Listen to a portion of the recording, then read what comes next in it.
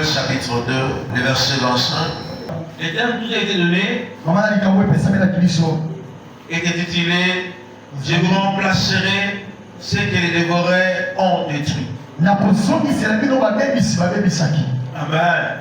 Je vous remplacerai ce que les dévoreurs ont détruit. Bien aimé, le message de ce matin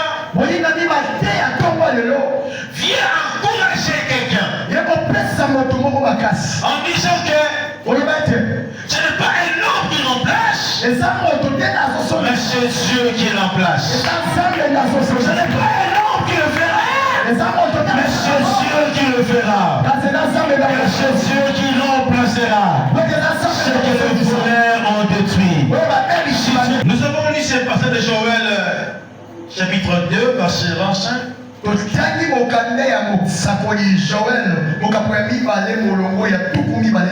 livre qui a été écrit par le même le prophète Joël. L'objectif de ce livre, le but décida cadré de l'action du livre est dévasté par une vaste horde de sauterelles. L'invasion des sauterelles détruit tout. Les champs de blé, les champs de blé, les villes, les jardins et les arbres.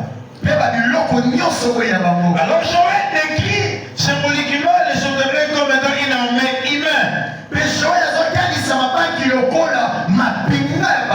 En marche et considéré en avance comme un jugement divin qui va fondre sur la nation à cause du péché.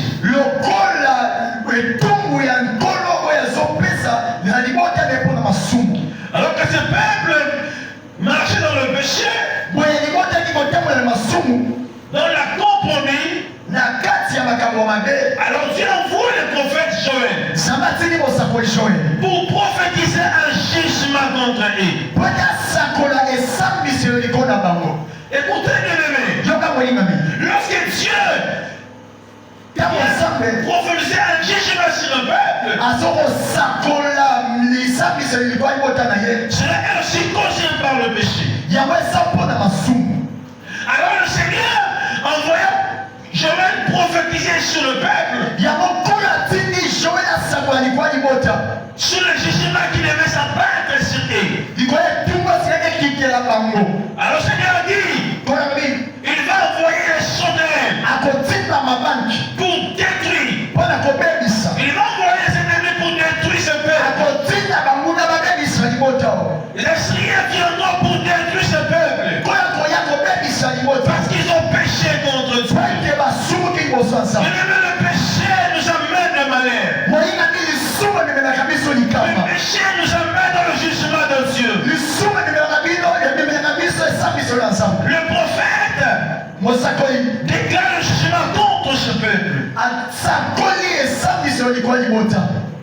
Mais le prophète vient encore leur parler d'un retour à Dieu. J'aurais dit, Dieu a une promesse de restauration. Cette promesse, mais on attend que Dieu vienne remplacer, vienne réparer ce que les sauterelles ont détruit à cause du péché. Mais cela peut être possible si le peuple revient à Dieu. Si le peuple se répand. Alors si le peuple se répand, alors il y aura une promesse de restauration. Il y aura une promesse de restitution. Cela, le verset 25 dit, je remplacerai. Après avoir que le peuple ont revenu à Dieu, et Dieu amène une promesse de restauration. C'est après le retour à Dieu. C'est la problème de restauration. Je remplacerai ce que les dévoreurs ont détruit. Je descendrai pour toi. Parce que tu es revenu à Dieu. Parce que tu es venu ce soir. Dans la présence de Dieu. Dieu m'a envoyé. Prophétiser pour toi.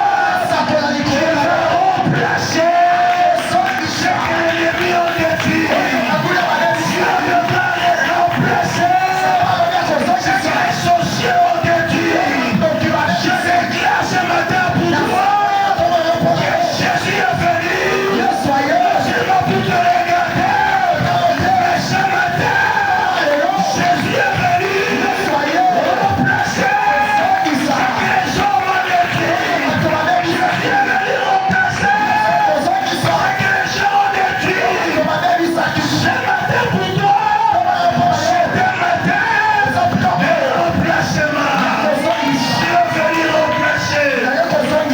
Dieu est venu remplacer dans ta vie ce que les sorciers, les marabouts ont détruit. Au nom de Jésus. C'est le matin des remplacements. J'ai dit ce matin, c'est un matin de remplacement. La bonne nouvelle est quoi? L'épreuve, ce n'est pas l'homme qui le fera. Ce n'est pas ton père qui le fera. Mais la parole est claire. C'est Dieu qui dit, je vous remplacerai. Ce n'est pas un homme qui le fera. Mais c'est Dieu qui le fera. Je voulais dire ce matin à quelqu'un que sa vie a été détruite. Que ses choses ont détruit. Le projet était détruit. Oui, les choses étaient détruites. Les marabouts détruits. Mais ils ne sont pas réparés. Ils ne sont pas remplacés. Et voici ce matin, celui qui a créé toutes les choses, celui qui peut recréer les choses. Ce matin, je remplacerai ce que les féticheurs ont détruit. Je remplacerai ce que les sorciers ont détruit. Je remplacerai ce que la vie ont détruit. Ce matin, je vais dire à quelqu'un qui a été détruit. Je vais dire la chose avec quelqu'un. Et ce matin, je vais lui remplacer. Je vais lui remplacer. Je vais perdu cette mariage-là. Mais ce matin, je vais lui remplacer. Je vais lui remplacer le travail. Je vais détruire. Je vais lui remplacer le voyage. Je vais détruire. Je vais lui remplacer la santé. Je vais détruire. Je vais lui remplacer la vie qui a été détruite. Moi, Dieu, amen. Le roi de gloire.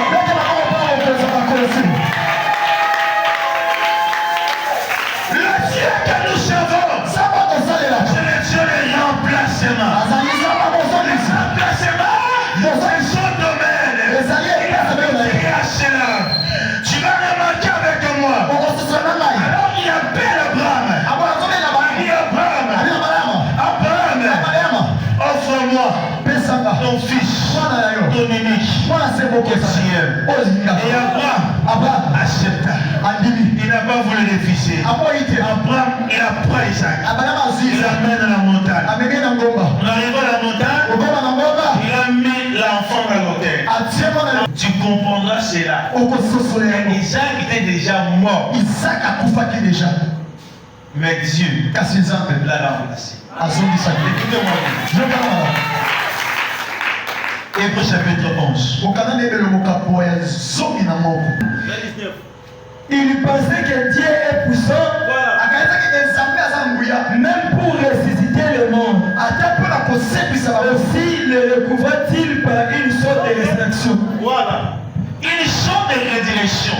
En réalité, Isaac était déjà mort. Il a été revenu dans une mission de rédirection. Comment? Lorsqu'Abraham lève ce couteau, dans sa pensée, il voyait déjà Isaac mort. Alors pendant qu'il voulait avancer, l'Éternel dit Abraham, arrête. Et qui était pas à côté? Tu as remplacé Isaac. Qui est le gauche? Alors Isaac déjà était mort. Mais Dieu a remplacé pour montrer qu'ils ont entre Dieu. C'est Dieu les remplacements. Abraham avait déjà perdu Isaac. Sous forme de résurrection, il a remplacé Isaac. Il a donné Isaac à Abraham. Je vais là pour toi. Tout ce que tu avais perdu. Afin que tu te reprends ce qui est à toi.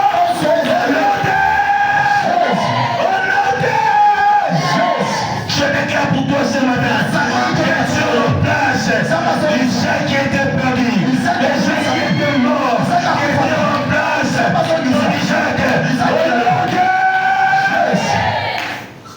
Le Dieu que nous servons, c'est le Dieu de remplacement. Alors que l'homme était destiné à la mort, à la condamnation éternelle, à cause du péché, condamné à être frappé par Dieu. Or, en réalité, on devait être à la croix. Parce qu'on était le péché. On était dit d'être là. Mais il y a eu quelqu'un. Il y a eu quelqu'un. Qui avait pris ta place. Qui a remplacé quelqu'un. Qui a remplacé quelqu'un. Pour te libérer. Pour remplacer Jésus à ta place. Pour te libérer. C'est ce que nous servons. C'est le Dieu de remplacement. Je l'exerce ce matin. On donne ici. Dieu remplace. Ce qui a été détruit. Dieu remplace. Le travail qui a été détruit. Au nom de remplacer. Veut dire aussi récompenser. Quand Dieu dit il va vous rendre, il va vous remplacer, qui c'est les ennemis ont détruit. Il veut dire autrement, il va vous récompenser. Je veux dire ce soir à quelqu'un que Dieu va récompenser les années que tu as perdues dans la présence de Dieu, dans le ciel, en cherchant Dieu. Comme ce que les ennemis ont détruit, Dieu va récompenser à quelqu'un. Dieu va récompenser tout ce que tu as perdu. Si c'est toi, c'est là, soit ton partage. Et ce mot remplacer veut dire aussi restaurer. Amen. J'aimerais ce matin dire à quelqu'un que Dieu va restaurer le mariage qui a été perdu. Dieu va restaurer le travail qui a été perdu. Je vous remplacer. Autrement dit, je vous restaurer le travail qui a été perdu. L'onction qui a été perdue. Tout ce qui a été perdu ce soir. Je vais vous remplacer. Je vais vous remplacer. La santé qui a été perdue. Je vais vous remplacer. Je vais vous remplacer, veut dire encore payer. Amen. Il aimait. Lorsque Dieu dit, je vous remplacerai les années qu'on dévorait les souterrains. Cela veut dire aussi Dieu va payer les années que tu as perdues. Les années que tu as perdues. Quand les soucis ont détruit ta vie. bloqué ta vie. Mais ce soir, aujourd'hui, Dieu va payer. Tu vas payer à quelqu'un. Tu vas jamais perdu. On va te payer. Quand nous venons de chanter ici, je déclare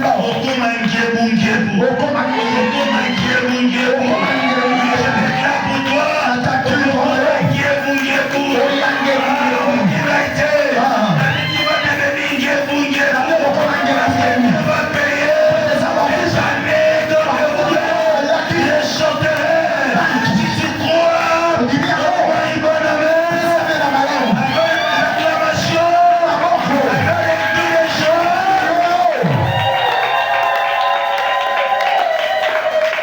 Je vous remplacerai. Pour terminer, venir aussi dédommager. Amen. Amen. Si quelqu'un a détruit des choses, il doit dédommager. Il faut que le diable vienne le faire. Mais lui-même, Dieu porte garant. Le diable est détruit, mais il ne peut pas manger. Il est capable pour te dédommager. Mais le Seigneur vient. Il est garant. Il sait que l'or et l'argent lui appartiennent. Et à lui. C'est ma terre quelqu'un. Dieu va te dédommager. Dieu va te dédommager. Les années perdues. Ce matin, Dieu te dédommage. Les années perdues. Dieu te dédommage. Les années perdues. Les années perdues. La santé perdue.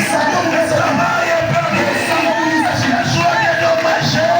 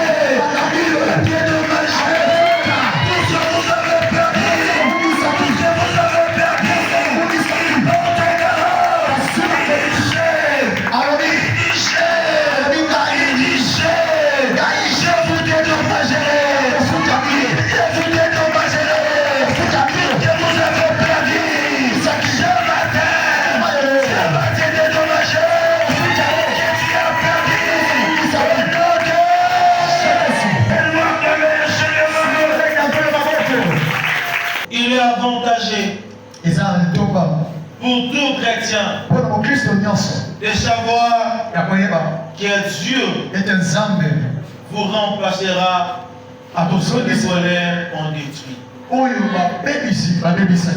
Il a révélé d'oublier. Il a révélé d'oublier ce que je dis. Mais n'oublie pas ceci. Que le Dieu du ciel vous remplacerez les années que le voleur ont détruit. Alors ce matin, avant de terminer ce message, j'aimerais citer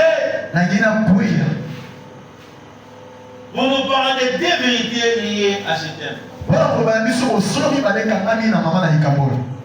Des vérités liées à ce thème. Nous devons savoir, nous devons retenir, nous devons garder. Première vérité est qu'il n'y a pas de remplacement des dommages sans repentance. Joël 12 à 13. Dieu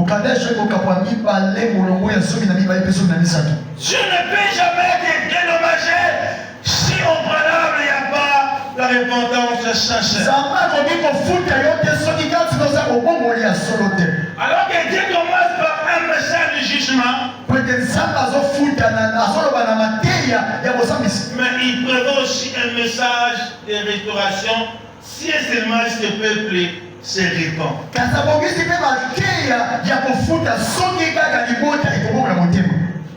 Joël chapitre 2, le verset 12 et 13. La Bible dit ceci. Maintenant encore dit l'Éternel. Revenez à moi de tout votre cœur, avec des gênes, avec de plaies et de lamentations.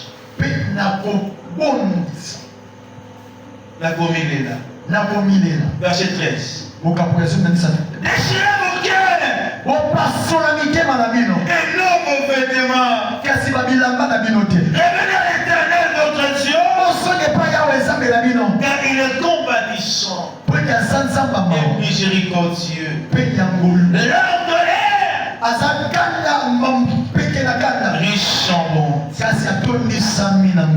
Il se répand des mots qu'il envoie. Il n'y a pas les remplacements et dommages sans une repentance cessée. Aussi longtemps que ce peuple ne vient pas à Dieu, il n'y aura pas une programme de restauration. Mais tu es là. De le proclamer que cette année va remplacer les années perdues. Mais il faut d'abord revenir à Dieu. Réponds-toi d'abord. Dieu ne peut jamais travailler pour toi dans le péché. Revenez à lui et il viendra à vous. Déchirez vos cœurs et non vos vêtements. Oui, on vient adorer. Mais que nos cœurs se répondent à lui. Repentir à Dieu. Repentir l'aimer. Tourner les dos au péché pour répondre à Dieu. Ma prière ce matin pour toi, que tu reviennes à Dieu. Quitte tes fers de péché. Quitte la sorcellerie. Quitte la jalousie. Quitte tes villas de la calomnie. Alors Dieu viendra remplacer ce que tu avais perdu. Dieu ne peut jamais remplacer aussi longtemps tu vis dans le péché. Car sa main n'est pas dure pour sauver. En réalité, lorsque ça y parle de la main de Dieu, il ne veut pas dire que Dieu a une main. Parce que Dieu n'a pas de main. Tout homme qui a une main, il est limité par le temps et par l'espace. Dieu n'a pas de main. C'est un terme qu'on appelle l'anthropomorphisme. C'est-à-dire le fait que Dieu se manifeste au terme et aux membres humains. C'est pour montrer son action. Amen. Amen. Donc la main de Dieu pour faire Dieu à son intervention vers toi. Alors sa main n'est pas courte. Il ne s'est pas limité pour intervenir. Il n'est pas limité pour agir. Mais sur le péché. Dieu va remplacer. Mais il faut d'abord retourner à lui. Il faut d'abord abandonner le péché. Oui. C'est ce qui rapporte les amènes. Mais je veux frapper fort. Pour dire à quelqu'un, il n'y a pas de remplacement. Je ne reviens pas à Dieu. Abandonne le péché. Abandonne le mal. Abandonne la fornication. Alors Dieu viendra remplacer les années que tu as perdues. Ok, amen et abouti. Amen et premier fiot. Il n'y a jamais de remplacement ennemi. Il faut des athées, mon ami. Sur la repentance. Ceux qui m'ont des athées. On ne peut pas servir Dieu. Le monde que Dieu repose en que tu as perdu, on demeure dans le péché. Alors on va prier pour toi ce matin. Que tu reviennes à Dieu. Que tu reviennes à Dieu. On revient à Dieu. Dieu nous restaure. Il interroge son amour pour nous. Alors que cet enfant prodigue, il était loin de son père. Il était loin du père. Étant rentré à lui-même, il a compris. Il vit comme un esclave. Pendant que même un esclave chez son père, il mange bien. Il s'est décidé de tourner le dos au péché, de retourner vers son père, de retourner vers Dieu. Alors qu'il s'est retourné vers Dieu, déjà de loin, lorsque le père l'a vu, lui a fait seulement un pas, mais le père a fait 10 pas. Il a accueilli, il a fait porter un anneau, il a recueilli, il a même une fête pour lui. Je m'arrête soit dire à quelqu'un, si tu reviens à Dieu par un pas, Dieu viendra pour toi avec 10 pas. Pour t'accueillir, pour te restaurer, pour remplacer toutes les choses. La prière ce matin, on va revenir à Dieu. Quand tu vas te repentir, Dieu va t'accueillir, il va restaurer, il va transformer. Dieu est capable. Je veux dire à quelqu'un ce matin, ce n'est pas encore tard. Si tu reviens à Dieu, tu dis non, j'ai de mauvais esprit. On va remplacer les années perdues. Dieu va remplacer les années perdues. Aide-moi à acclamer le Seigneur. Je voudrais terminer pour parler du dernier point. La dernière vérité liée à cette âme.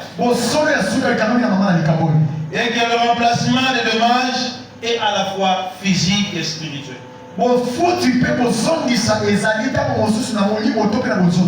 C'est à la fois physique et spirituel. Alors que Dieu ici, en Joël 2, 25, 26 et 28. Joël 2, 25, 26 et 28. Et déjà au verset 25 et 28 et 26.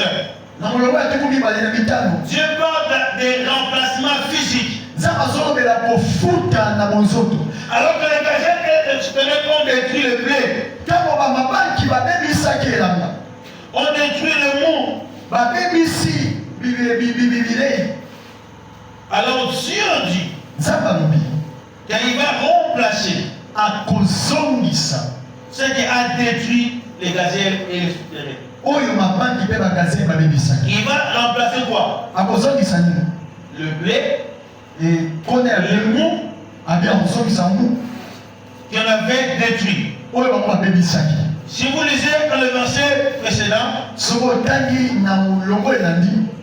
il dit ceci.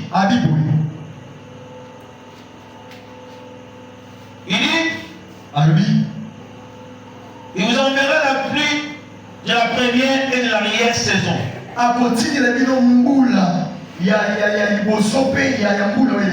Comme autrefois. Si vous lisez tout ça, parce que vous comprenez que Dieu parle de remplacement physique. Alors qu'il y avait parmi eux le sécheresse. Il va remplacer tout ça. Non seulement là, mais sur le plan spirituel. Au verset 28. Dieu dit après cela, je vais demander mon esprit sur tout ça. C'est une restauration à la fois physique et spirituelle. J'aimerais dire à quelqu'un ce matin, Dieu va remplacer, y compris ton commerce, la santé et même la vie spirituelle. Je déclare pour toi ce matin que Dieu remplace d'abord le travail, le mariage, le foyer, et après, il vient encore remplacer, restaurer la vie de prière.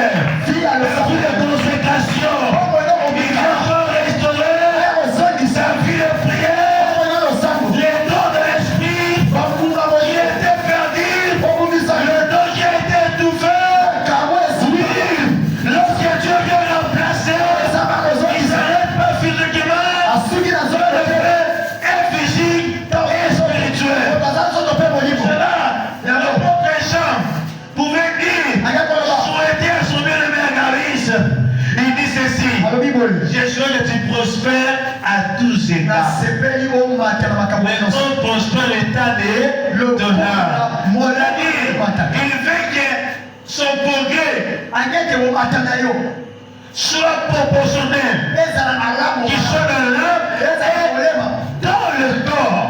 Je déclare pour toi, cette année, je vais prospérer physiquement, spirituellement. Cette année, je vais remplacer physiquement et spirituellement. Je vais remplacer spirituellement